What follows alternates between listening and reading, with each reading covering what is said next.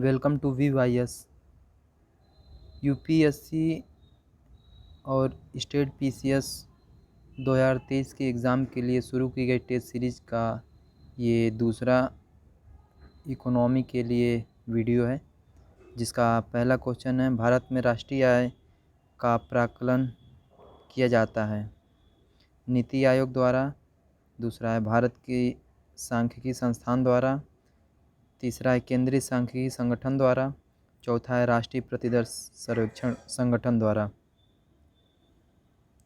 इसका सही उत्तर है तीसरा, केंद्रीय सांख्यिकी संगठन के द्वारा। क्वेश्चन नंबर दूसरा है, मानवीय गरीबी सूचकांक किस वर्ष में विकसित किया गया? 1991 में, 1999 में, 1997 में और 2001 में। सही उत्तर है 1997 में। मानवीय गरीबी सूचकांक 1997 में विकसित किया गया।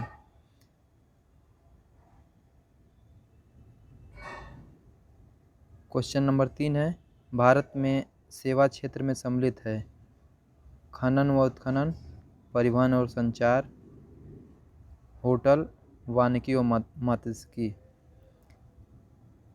ए है 1 और 2, क्षमा करिएगा 1 और 3, बी है 1 और 4, सी है 1, 2 और 3, डी है 2 और 3। इसका सही उत्तर है डी, यानी 2 और 3 सही है। क्वेश्चन नंबर 4 है, भारत में हिंदू संविधि दर निम्नलिखित में से किससे संबंधित है? ए राष्ट्रीय आय से, दूसरा जनसंख्या से, सी प्रति व्यक्ति आय से और डी जन्म दर से। इसका सही उत्तर है राष्ट्रीय आय से। क्वेश्चन नंबर 5, निम्न में से कौन सही है? पहला, पहली बार 1868 में दादा भाई नौरोजी ने 20 रुपये प्रति व्यक्ति आय का अनुमान लगाया था। और दूसरा है, स्वतंत्र भारत में पहली बार 1951 में पीसी महालनोबिस ने 246.9 रुपये प्रति व्यक्ति आय का अनुमान लगाया था। इनमें से कौन कौन सही है? केवल एक, केवल दो, एक और दो दोनों, इनमें से कोई नहीं। सही उत्तर है 1 और 2 दोनों। क्वेश्चन नंबर 6 है, कौन सी आर्थिक विकास प्रणाली स्वयं संचालित होती है? ए है समाजवादी, बी उदारवादी, सी पूंजीवादी और डी है इनमें से कोई नहीं। तो इसका सही उत्तर है सी पूंजीवादी। आर्थिक विकास प्रणाली स्वयं से संचालित होती है। Question number 7, laces fair system अर्थात अहस्तक्षेप की अवधारणा किसने दी? ए है पाक अर्थशास्त्री महबूबुल हक, बी भारतीय अर्थशास्त्री अमर्त्य सेन, सी है इटली के अर्थशास्त्री सेरा ने और डी एडम स्मिथ ने। सही उत्तर है ऑप्शन सी, इटली के अर्थशास्त्री सेरा ने लेसेस फेयर सिस्टम अर्थात अहस्तक्षेप की अवधारणा दी थी। क्वेश्चन नंबर 8 है, किसने मानव विकास सूचकांक की संकल्पना विकसित किया? ए है अमर्त्य सेन, बी है एडम स्मिथ, सी है अल्वा मिडल और डी है महबूबुल हक। इसका सही उत्तर है ऑप्शन डी, महबूबुल हक। महबूबुल हक ने मानव विकास सूचकांक की संकल्पना पहले विकसित की। ग्रीन इंडेक्स किसके द्वारा विकसित किया गया? क्वेश्चन नंबर 9 है। ए संयुक्त राष्ट्र पर्यावरण कार्यक्रम द्वारा, बी IMF द्वारा, सी विश्व बैंक द्वारा, डी RBI द्वारा। इसका सही उत्तर है ऑप्शन सी, विश्व बैंक द्वारा। क्वेश्चन नंबर 10 है, जोखिम पूंजी से क्या तात्पर्य है? ए उद्योगों को उपलब्ध कराई गई अल्पकालीन पूंजी, बी नए उद्यमियों को उपलब्ध कराई गई दीर्घकालीन प्रारंभिक पूंजी, सी है उद्योगों को हानि उठाते समय उपलब्ध कराई गई निधियां और डी है उद्योगों के प्रतिस्थापन एवं नवीकरण के लिए उपलब्ध कराई गई निधि। तो इसका सही उत्तर है बी, यानी जोखिम पूंजी से तात्पर्य नए उद्यमियों को उपलब्ध कराई गई दीर्घकालीन प्रारंभिक पूंजी से है।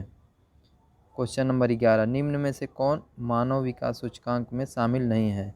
जीवन प्रत्याशा, बी है प्रति व्यक्ति आय, सी है प्रौढ़ साक्षरता और डी है सामाजिक असमानता। इसका सही उत्तर है डी, सामाजिक असमानता मानव विकास सूचकांक में शामिल नहीं है। भारत में पूंजी निर्माण के आंकड़े एकत्रित करने का काम कौन करता है? आरबीआई और सीएसओ, आरबीआई और एसबीआई, सीएसओ और एनएसएसओ और डी है आरबीआई और सभी वाणिज्यिक बैंक। इसका सही उत्तर है ए, आरबीआई और सीएसओ भारत में पूंजी निर्माण के आंकड़े एकत्रित करने का काम करते हैं। क्वेश्चन नंबर 13 है, किस देश की आर्थिक समृद्धि का सबसे उपयुक्त किसी देश की आर्थिक समृद्धि का सबसे उपयुक्त मापदंड है? ए सकल घरेलू उत्पाद, निवल घरेलू उत्पाद, निवल राष्ट्रीय उत्पाद और प्रति व्यक्ति आय। सही उत्तर है इसका डी, प्रति व्यक्ति आय। क्वेश्चन नंबर 14 है, निम्न में से कौन एनर्जी स्टैटिस्टिक्स का प्रकाशन करता है? Central power research institute, NITI Aayog, power finance corporation limited और सेंट्रल स्टैटिस्टिकल ऑर्गेनाइजेशन। सही उत्तर है डी, सेंट्रल स्टैटिस्टिकल ऑर्गेनाइजेशन जो है एनर्जी स्टैटिस्टिक्स का प्रकाशन करता है। क्वेश्चन नंबर 15 है, जैसे जैसे अर्थव्यवस्था का विकास होता है वैसे वैसे जीडीपी में तृतीय क्षेत्र का अंश ऑप्शन ए घटता है, बी बढ़ता है, माफ़ करिएगा बी घटता है फिर बढ़ता है, सी है बढ़ता है, डी स्थिर रहता है। इसका उत्तर होगा ऑप्शन सी, बढ़ता है। जैसे जैसे अर्थव्यवस्था का विकास होता है वैसे वैसे जीडीपी में तृतीय क्षेत्र का अंश बढ़ता है। क्वेश्चन नंबर 16 है, पहला मानव विकास रिपोर्ट यूएनडीपी द्वारा कब जारी किया गया? 1990 में, 1991 में, 2002 में, 2005 में। इसका सही उत्तर है 1990 में। 1990 में पहला मानव विकास रिपोर्ट यूएनडीपी द्वारा जारी किया गया। क्वेश्चन नंबर 17 है, आधुनिक राष्ट्रीय लेखा प्रणाली का पिता किसे कहा जाता है? ऑप्शन है जेएस मिल को, बी ग्रेगरी किंग को, सी एडम स्मिथ को, डी अमर्त्य सेन को। सही उत्तर है ऑप्शन बी, ग्रेगरी किंग को आधुनिक राष्ट्रीय लेखा प्रणाली का पिता कहते हैं। क्वेश्चन नंबर 18 है, नीति आयोग के विषय में निम्न में से क्या गलत है? यह योजना आयोग का स्थान लेगी, इसमें एक पूर्णकालिक अध्यक्ष होगा, इसका गठन जनवरी 2015 में हुआ, यह सहकारी संघवाद के सिद्धांत पर आधारित है।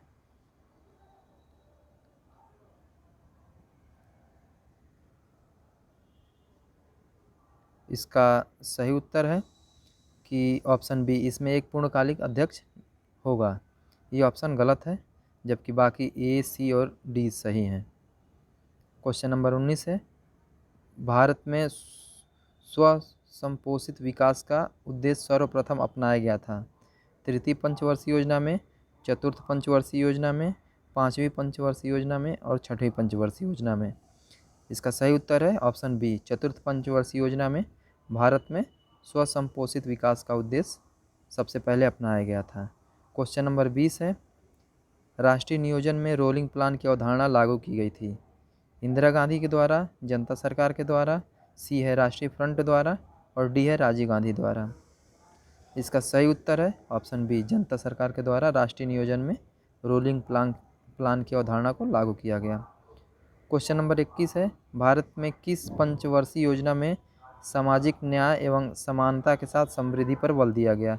छठवीं पंचवर्षीय योजना, नौवीं पंचवर्षीय योजना, आठवीं पंचवर्षीय योजना और सातवीं पंचवर्षीय योजना। सही उत्तर है ऑप्शन डी, सातवीं पंचवर्षीय योजना में सामाजिक न्याय एवं समानता के सिद्धांत के साथ समृद्धि पर बल दिया गया। क्वेश्चन नंबर 22 है, किस पंचवर्षीय योजना के दौरान आपातकाल लगाया गया था जो नए चुनाव हुए थे और जनता पार्टी चुनी गई थी?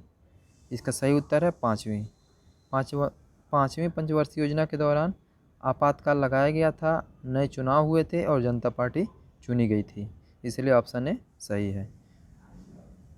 क्वेश्चन नंबर 23 है, 11वीं पंचवर्षीय योजना में निरूपित समावेशी विकास निम्न में से एक को सम्मिलित नहीं करता है। ऑप्शन ए है गरीबी में कमी लाना, बी है रोजगार अवसरों का विस्तार करना, सी है पूंजी बाजार का सशक्तिकरण करना, डी है लिंग असमानता में कमी लाना। ऑप्शन इसका है सी, पूंजी बाजार में सशक्तिकरण करना इसका उद्देश्य नहीं था। इस प्रकार से ए, बी और डी सही हो जाएंगे और सी गलत हो जाएगा। क्वेश्चन नंबर 24 है, शिक्षा के क्षेत्र के लिए 11वीं पंचवर्षीय योजना की थीम थी। ए है सबके लिए शिक्षा, बी खेल के साथ शिक्षा, सी है शिक्षा का व्यवसायीकरण, डी है अनिवार्य प्रारंभिक शिक्षा। इसका सही उत्तर है डी, अनिवार्य प्रारंभिक शिक्षा। क्वेश्चन नंबर 25 है, इनमें से क्या सही है। 5वीं पंचवर्षीय योजना जो 1974 से 79 तक लागू हुई थी उसके संदर्भ में, पहला है इसे 1978 में ही बंद कर दिया गया था। दूसरा है 2 अक्टूबर 1975 को क्षेत्रीय ग्रामीण बैंकों की स्थापना की गई थी। तीसरा है 1977 से 78 में काम के बदले अनाज कार्यक्रम शुरुआत हुआ था। चौथा है 1977 से 78 में केंद्र सरकार द्वारा राजस्थान में अंत्योदय योजना प्रारंभ की गई। इसमें से कौन सही है। ऑप्शन ए 1 और 2, ऑप्शन बी 1, 3 और 4, ऑप्शन सी है 2 और 4 और डी है उपरोक्त सभी। और तो इसका उत्तर उपरोक्त सभी यानी आंसर डी सही है। क्वेश्चन नंबर 26, पिछड़े देशों के लिए रोलिंग प्लान का सुझाव किसने दिया था। ऑप्शन ए है जी मिडल द्वारा, W.A. लेविस द्वारा, सी आर नरकस द्वारा, डी सैमुअल्सन द्वारा। इसका उत्तर है ए यानी जी मिडल द्वारा, गुरनार्ड मिडल द्वारा पिछड़े देशों के लिए रोलिंग प्लान का सुझाव दिया गया था। क्वेश्चन नंबर 28 है, निम्न योजनाओं और कार्यक्रमों को मेल कीजिए। योजना और कार्यक्रम है एक तरफ दिए हुए हैं, देख लीजिएगा प्रथम द्वितीय तृतीय करके, और इसका ये विकल्प दिया हुआ है जिसमें से डी विकल्प सही है। यानी प्रथम योजना के तहत सामुदायिक विकास पर जोर दिया गया था, द्वितीय योजना के तहत तीव्र औद्योगिकरण किया गया था, तृतीय के तहत आधारभूत उद्योगों का प्रसार किया गया था, चतुर्थ के तहत स्वावलंबन की प्राप्ति एवं स्थिरता के साथ समृद्धि थी, पंचम योजना के साथ न्यूनतम आवश्यक कार्यक्रम लागू किया गया था। क्वेश्चन नंबर 29 है, 1946 में गठित किस समिति की संस्तुति के आधार पर योजना आयोग का गठन हुआ। के.सी. नियोगी, पी.सी. महालनोबिस, के. संथानम, डी उपयुक्त में से कोई नहीं। इसका करेक्ट उत्तर है आंसर ए, के.सी. नियोगी द्वारा 1946 में गठित समिति के आधार पर इस आयोग का गठन हुआ था। क्वेश्चन नंबर 30 है, निम्न में से कौन सही है। पहला है अनवरत योजना की अवधारणा सर्वप्रथम गुरनार्ड मेडल ने अपनी पुस्तक एशियन ड्रामा में दिया था, और दूसरा है अनवरत योजना को भारत में लागू करने का श्रेय डी.टी. लकड़वाला को है। ऑप्शन है ए 1, बी है 2, सी है 1 और 2 दोनों, डी है इनमें से कोई नहीं। इसका ऑप्शन है ऑप्शन सी 1 और 2 दोनों सही हैं। इस प्रकार से आज 30 क्वेश्चन पूरे हुए, और आपको ये टेस्ट सीरीज़ कैसा लगा हमें कमेंट बॉक्स में बताइएगा। धन्यवाद।